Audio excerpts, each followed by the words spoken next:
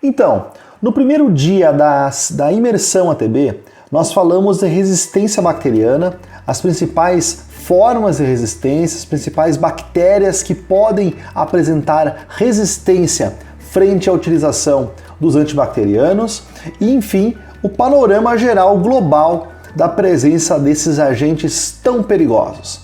No segundo dia da nossa imersão ATB, nós falamos do ciclo de estudo, uma forma de você estudar de maneira concreta e fácil os antibacterianos. Lembrando que nós temos que ter a ideia de que para entender essa matéria é preciso saber o agente etiológico, o fármaco utilizado, o agente farmacológico e o sítio de ação e patologia envolvida. Então, os três pilares do estudo dos antibacterianos. E eu sugeri para vocês utilizarem flashcards para fazer um grupo onde nós temos o fármaco e as principais características no verso, um outro grupo onde tem a bactéria, e os principais fármacos que destroem essa bactéria, matam essa bactéria no verso, e um outro grupo de flashcards onde você coloca a patologia e atrás da card as principais bactérias que causam aquela infecção, dependendo do sítio de infecção. Então, sugeri para vocês fazerem essa metodologia. E durante a nossa terceira aula, que nós falamos de beta-lactâmicos, que é uma classe gigantesca de fármacos, e também glicopeptídeos, uma classe importantíssima no combate das bactérias multiresistentes, eu falei aonde que vocês poderiam tirar essas informações. Mas se vocês quisessem mesmo completar os flashcards para estudar os antibacterianos, com certeza vocês encontrariam muito conteúdo dentro da plataforma Farmacologia Aplicada 2.0.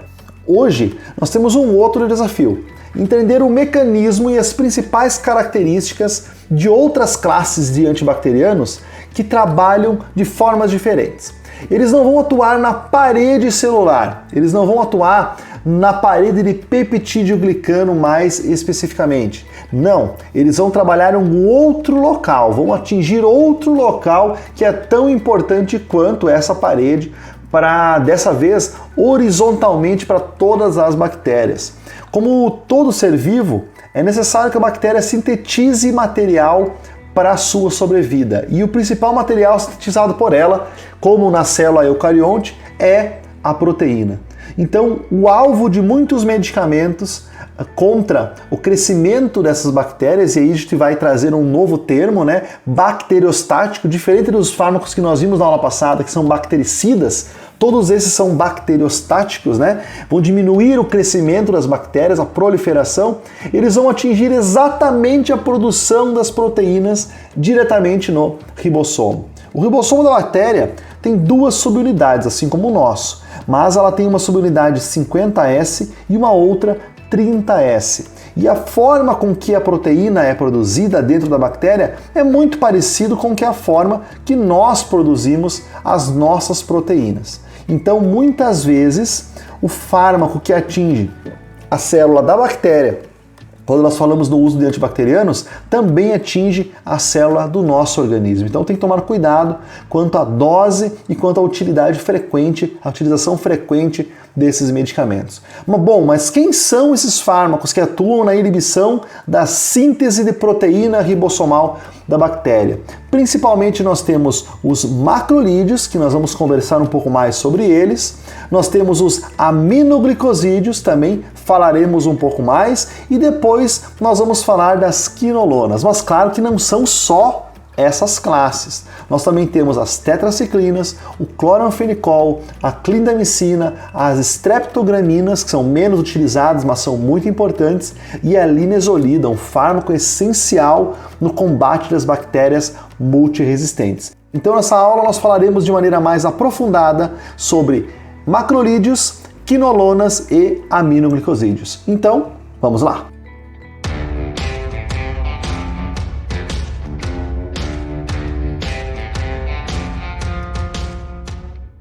Muito bem, os macrolídeos são uma classe de medicamentos que vão se ligar na estrutura 50S do ribossomo bacteriano e impedir a translocação. que é a translocação? É a passagem de um dos sítios do cromossomo bacteriano, o sítio A dos peptídeos, para o sítio P, né, do ribossomo bacteriano. Então, impedindo essa translocação, ela vai impedir com que os peptídeos que foram formados se soltem e componham então e criem a nova proteína.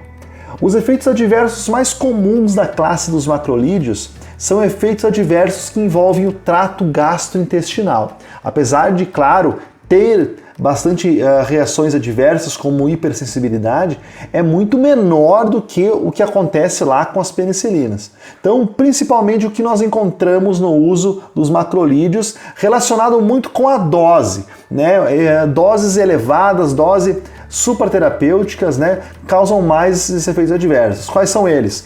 Cólicas abdominais, náusea, vômito e diarreia.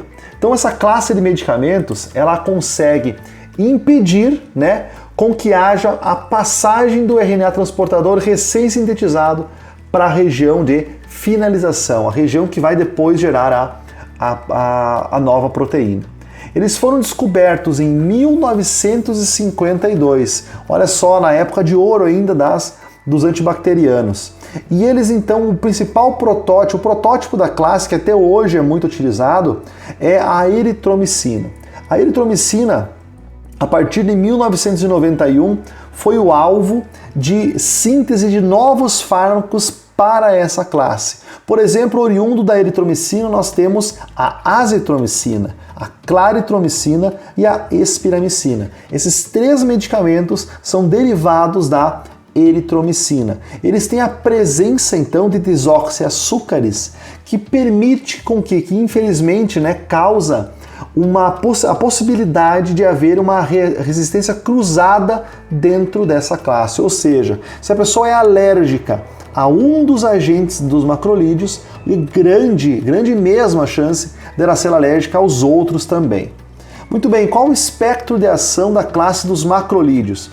Nas gram-positivas, eles acumulam 100 vezes mais, então eles têm uma atividade ótima sobre gram-positivos.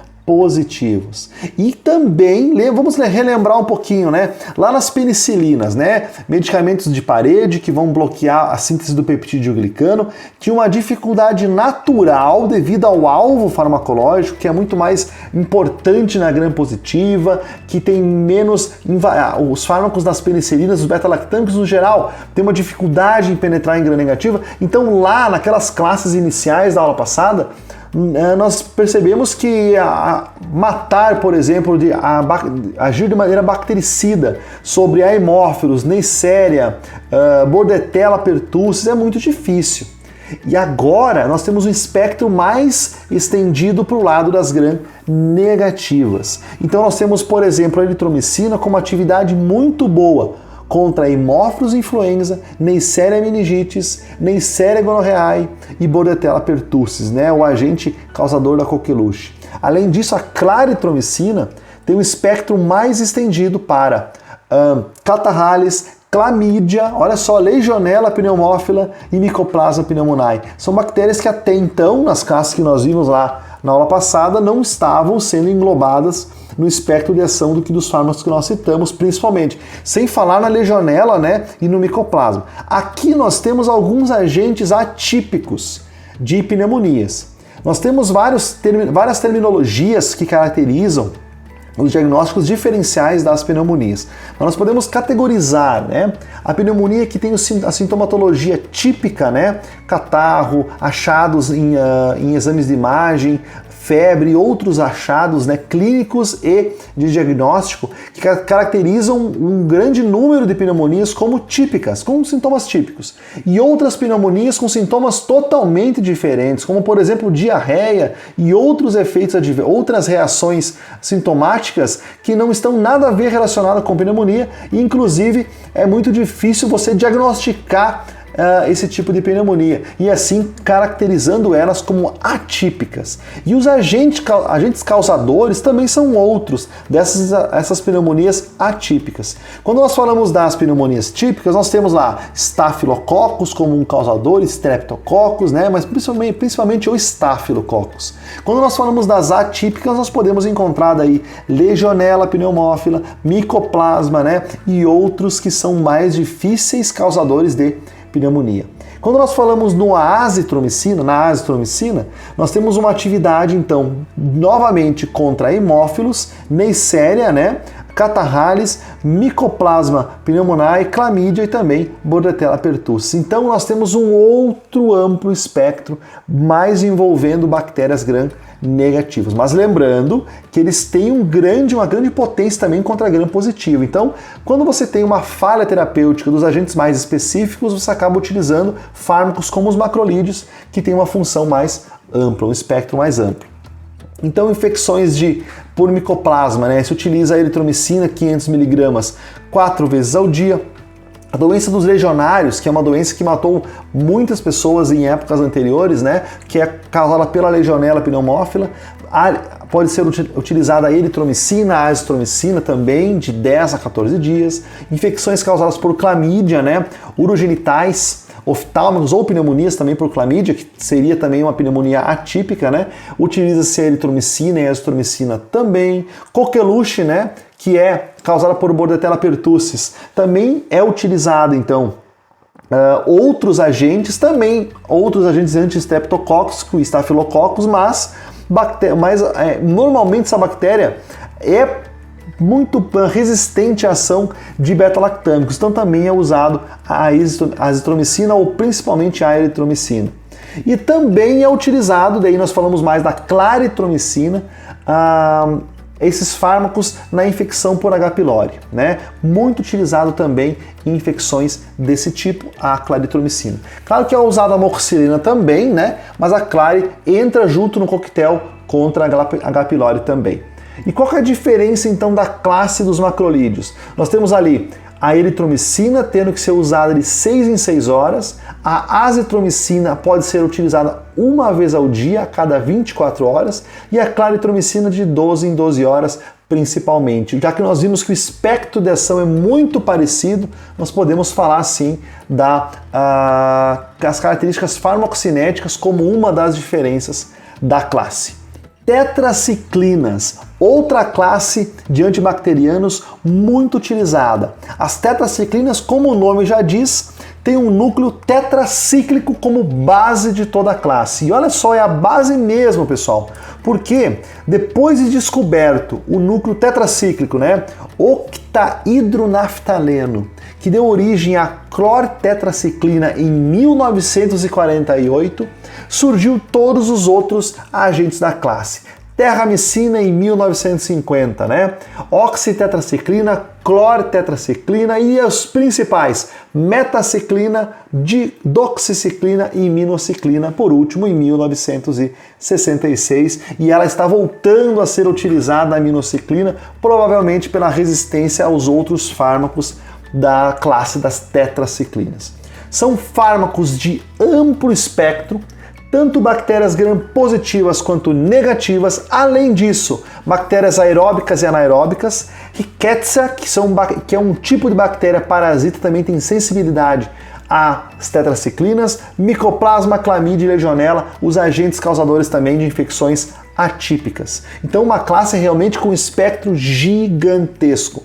Bactérias gram-negativas tendem a produzir resistência através de bomba de fluxo, alterações do sítio ribossomal e inativação enzimática, sim, contra tetraciclinas. Já as glicilciclinas, né, nós temos um análogo sintético que é a tigeciclina, também tem um espectro de ação muito parecido, né, gram-positivo e gram-negativo, e também agentes anaeróbicos, mas ela não é ativa contra pseudomonas, proteus e providência, então tem uma certa limitação contra algumas bactérias gram-negativas. Quais são os efeitos colaterais das tetraciclinas? E principalmente nós temos aqui a própria, né, tetraciclina. Formas, essa classe, deixa eu voltar aqui para mostrar para vocês de novo a estrutura, né? Devido ao grande número de substituintes que pode ter esses anéis, e são 4 anéis ainda, então é um grande número mesmo, ela pode acabar, a molécula desses medicamentos, fazer complexos insolúveis com cálcio, né? E com outros derivados do leite. Além disso, com magnésio, ferro e alumínio. Então nós temos um efeito muito curioso, um efeito de interação farmacêutica ser utilizado com cálcio ou derivados do leite, as tetraciclinas. E além disso, com antiácidos também, porque lembrando, os antiácidos são a base de alumínio e magnésio. Na maioria das vezes, hidróxido de alumínio, né, é um dos principais constituintes dos antiácidos hoje. Então, pode haver também ligação direta, aquelação da estrutura e eliminação pelas fezes sem mesmo absorver por nosso organismo. Além disso, algumas reações normais das tetraciclinas são erupções cutâneas, devido à hipersensibilidade, e também a hipersensibilidade à luz. Também uma característica, um efeito adverso do uso das tetraciclinas. Outro efeito importante, né? Eles têm afinidade em se ligar a superfícies radiculares, como o fluido gengival. E daí nós temos alterações na dentição. Além disso, além de ter a chance, né, de fazer uma coloração escura na dentição, ficar escuro os dentes, também de 2 a 4 vezes maior ocorre a concentração na circulação da gengiva, podendo comprometer a boa saúde oral do paciente. Então existe uma contraindicação devido a problemas hepáticos, também renais e sanguíneos, em pacientes gestantes, lactantes e menores de 8 anos. Então, é uma classe com um espectro gigantesco. Às vezes a bactéria é sensível apenas às tetraciclinas, mas tem vários efeitos adversos, tem que ter cuidado na hora de utilizar. Principais indicações das tetraciclinas. E nós temos lá tetraciclina e doxiciclina. Acne vulgaris. Essa é uma doença geniturinária que pode então comprometer o tecido genital e essa doença é muito tratada com a classe das tetraciclinas. Além dela, nós temos o linfogranuloma venéreo, infecções nos testículos e epidídimo, otite média, faringite, pneumonia, sinusite, tifo epidêmico, que é causado pela rickésia, e a sífilis. Também tem como opção o uso das tetraciclinas. Não precisa de ajuste renal, são fármacos que não causam comprometimento renal, mas tem uma diferença entre o uso. Tetraciclina tem que tomar 4 vezes ao dia de 6 em 6 horas e doxiciclina pode ser usada de 12 em 12 horas. Muito bem. Além das tetraciclinas, nós temos uma classe muito curiosa que é chamada de aminoglicosídeos, uma classe de agentes extremamente perigosos não só para a bactéria, mas principalmente para nós mesmos. A classe dos aminoglicosídeos causam muita nefrotoxicidade, ototoxicidade e paralisia muscular. Por que isso, pessoal? Porque olha a estrutura deles. Eles são policátions que atravessam muito mal as membranas celulares. Então a difusão através dos tecidos prejudica muitas coisas, como a própria chegada até o local de ação, mas também comprometimento de tecidos por onde ele possa passar. A nefrotoxicidade é o ponto mais importante do uso de aminoglicosídeos. Quem são eles? Gentamicina, tobramicina e amicacina, principalmente. Qual que é o mecanismo de ação da classe dos aminoglicosídeos? Inibição irreversível da síntese proteica, né? Ele impede a leitura correta do RNA mensageiro de maneira irreversível. Isso faz com que essa classe seja uma classe de bacteriostáticos que tem possibilidade de se tornar bactericida. Olha só que interessante, por causa dessa irreversibilidade que tem o mecanismo de ação. Além disso, a classe dos aminoglicosídeos é inibida totalmente a ação dela numa redução do pH, principalmente em condições anaeróbicas. Então já tem uma certa limitação para tratamento de abscessos e outros tipos de infecções encapsuladas no nosso organismo. A resistência aos aminoglicosídeos pode ser por uma mutação cromossômica ou plasmidial, através da impossibilidade de penetração do fármaco, pela alteração das porinas, por exemplo, do sítio de ligação lá no ribossomo e algumas enzimas que degradam especificamente os aminoglicosídeos. Muito bem, quem são os fármacos então da classe para retomar? Streptomicina, pouco utilizada, principalmente gentamicina, tobramicina e amicacina. Todos são nefrotóxicos, precisam de ajuste de dose caso a função renal esteja alterada e são fármacos exclusivamente intramuscular ou endovenosos. Então, menos utilizado na clínica, no ambulatório, mais utilizados dentro do hospital. Principais indicações. Aí nós temos doenças que são causadas por gram-negativas em grande parte. Vamos lá. Endocardite bacteriana, tuberculose pode ser utilizada, especialmente a streptomicina. Infecções complicadas do trato urinário, principalmente por Escherichia coli. Sepse, né, uma infecção generalizada. Otite externa grave. Infecções hospitalares graves por gram-negativos, por exemplo, Pseudomonas, Enterobacter, Klebsiella e Serratia.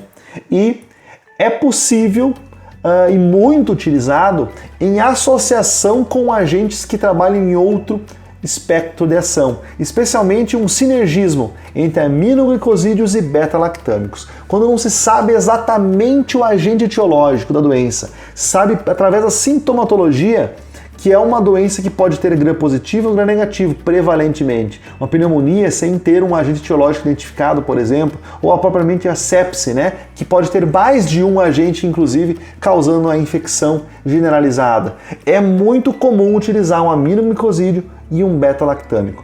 Lá nos beta-lactâmicos nós temos a classe do Astrionam, dos monobactâmicos, né, e como representante o Astrionam. Ele é substitui o aminoglicosídeo em alguns casos contra bactérias gram-negativas, mas ele é muito mais caro que o aminoglicosídeo, então apesar da nefrotoxicidade, em muitos locais ainda é muito utilizado em larga escala a classe dos aminoglicosídeos.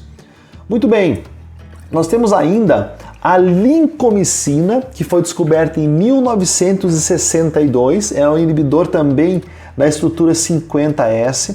Ela tem uma resistência cruzada muito forte com os macrolídeos, então quem é alérgico, quem tem até bactéria resistente aos macrolídeos, tem a tendência a ser resistente também à lincosamina. E daí nós temos também a clindamicina, acredito que ela seja muito mais conhecida, né, que é a lincosamina. A clindamicina, então, é um antibiótico considerado antibiótico e antiparasitário. Atua em acne, por exemplo, combinado com peróxido de benzoíla e adaptaleno no combate à acne, em infecções bacterianas de gram positivas, especificamente, né, Strepto e Staphylococcus, é uma opção para essas infecções por gram positiva. Também pode ser utilizado contra protozoários, né, malária, toxoplasmose, são doenças tratadas também com clindamicina, e ela tem um risco, né, ela tem uma utilidade muito grande em um tipo de Staphylococcus que pode causar um choque tóxico, né, por liberar algumas toxinas específicas. Então, uma espécie específica de Staphylococcus que é tratado com clindamicina principalmente. Sem ação sobre gram negativa, apenas sobre gram positiva. Característica importante, olha só, ela é metabolizada extensamente pelo fígado, excretada por via renal e pela bile, e os metabólitos ativos, né, como por exemplo a N-dimetilclinamicina, é 3 vezes mais potente e pode se acumular em leucócitos e macrófagos, podendo causar, além disso, podendo ser utilizados em abscessos e podendo causar também diarreia. Então, muito comum a diarreia pelo uso da clindamicina.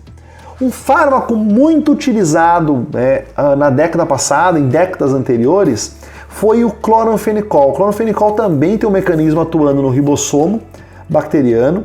Por muitas décadas foi a única droga eficaz no tratamento de salmonelose, então muito utilizada mesmo. É bactericida contra Streptopneumoniae, a influenza, Haemophilus influenzae e Neisseria meningitis. Bactérias apresentam resistência ao cloranfenicol através da resistência plasmidial, através da produção de enzimas, né, acetiltransferase, por exemplo, que vai modificar a estrutura do ribossomo e assim diminuir a sensibilidade, a ligação do clorfenicol com a estrutura ribossomal. Ele penetra muito, né, nos fluidos orgânicos, incluindo o líquido pleural, peritoneal e sinovial, e alcança concentrações altíssimas no sistema nervoso central. Então ele é um medicamento antigo que consegue se difundir para os tecidos e age como bactericida para bactérias gram-positivas e negativas. Porém, esse fármaco tem um efeito adverso muito importante, que é a chamada anemia aplásica, né?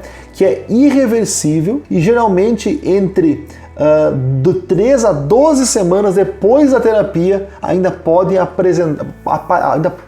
começar a apresentar esses sintomas, né, de anemia aplásica, mesmo que o medicamento não esteja sendo utilizado.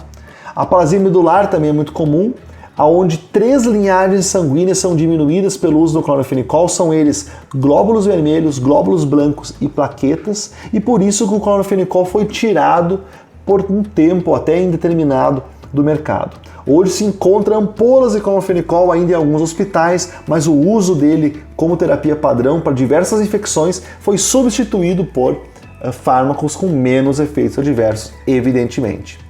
E daí nós temos uma outra classe, né, chamada de oxazolidinonas.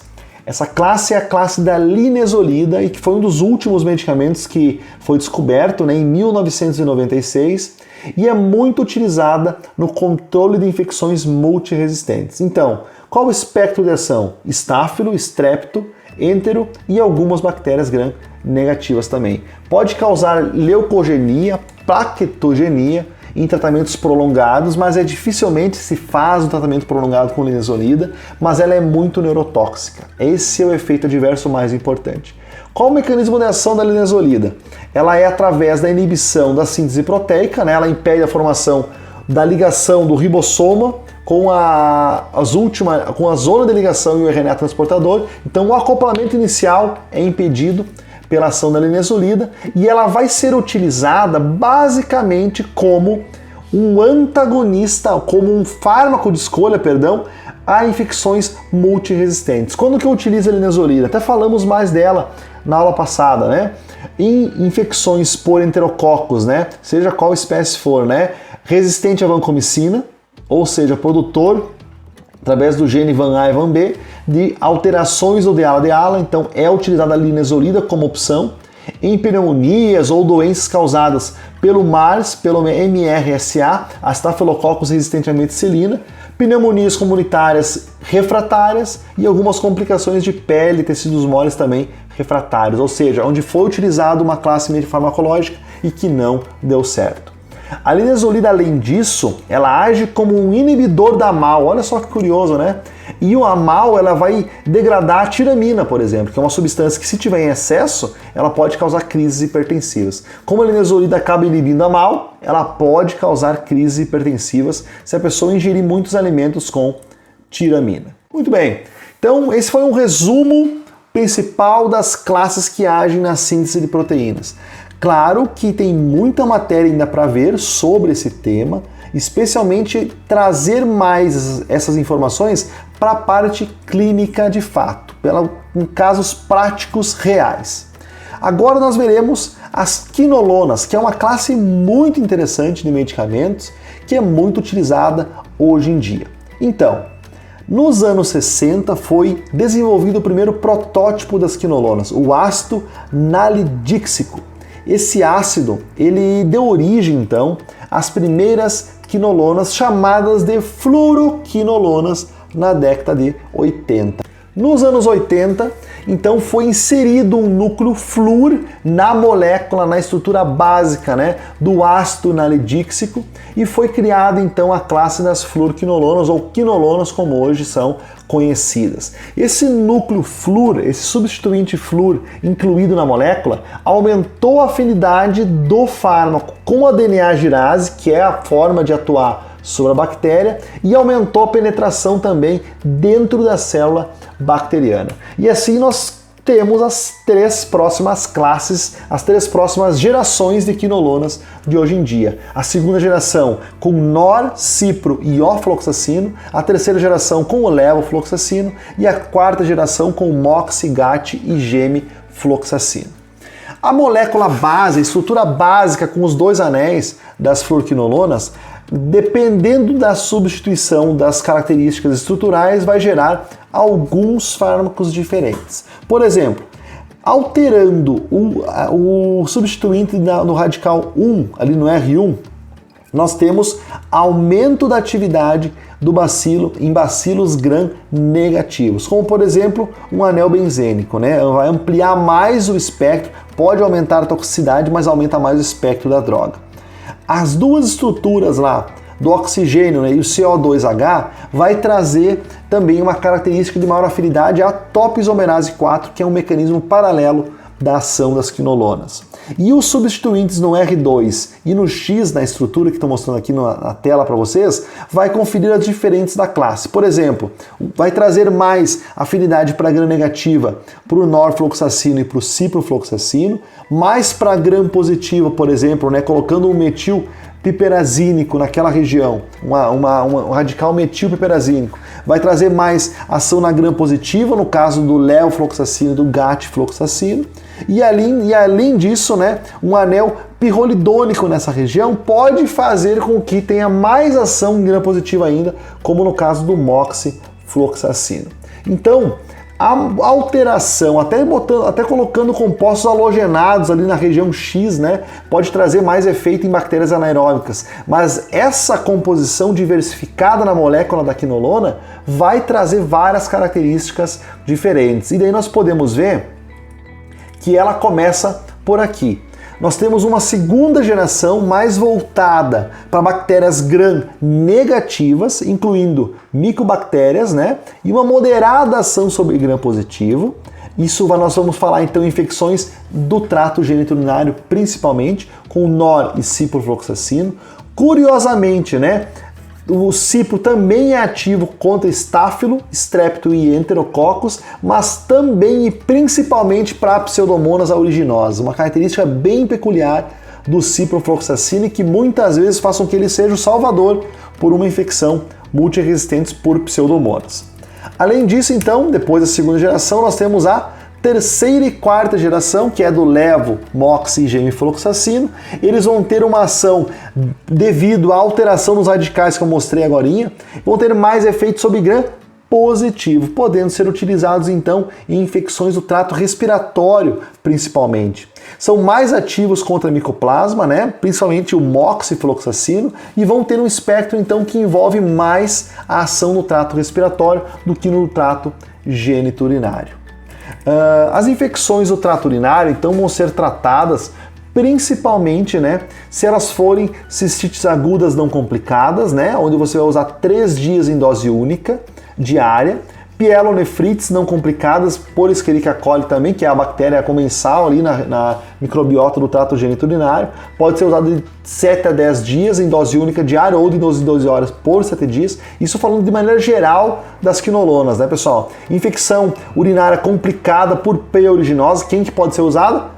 O ciprofloxacino. Infecções prostáticas, né, de 4 a 7 semanas podem ser utilizados então esses fármacos, uretrites e cervivites também são utilizados. Infecções do trato respiratório, desde pneumonias ou broncopneumonias por agentes atípicos, né, como a hemófilos, né, Moxarella catarrhalis, Legionella, né, e outros, até bactérias gram-positivas como Staphylococcus aureus, e pode ser utilizado ainda com emprego sinérgico com cefalosporinas, aminoglicosídeos e penicilinas, para mostrar para vocês como o tratamento é feito.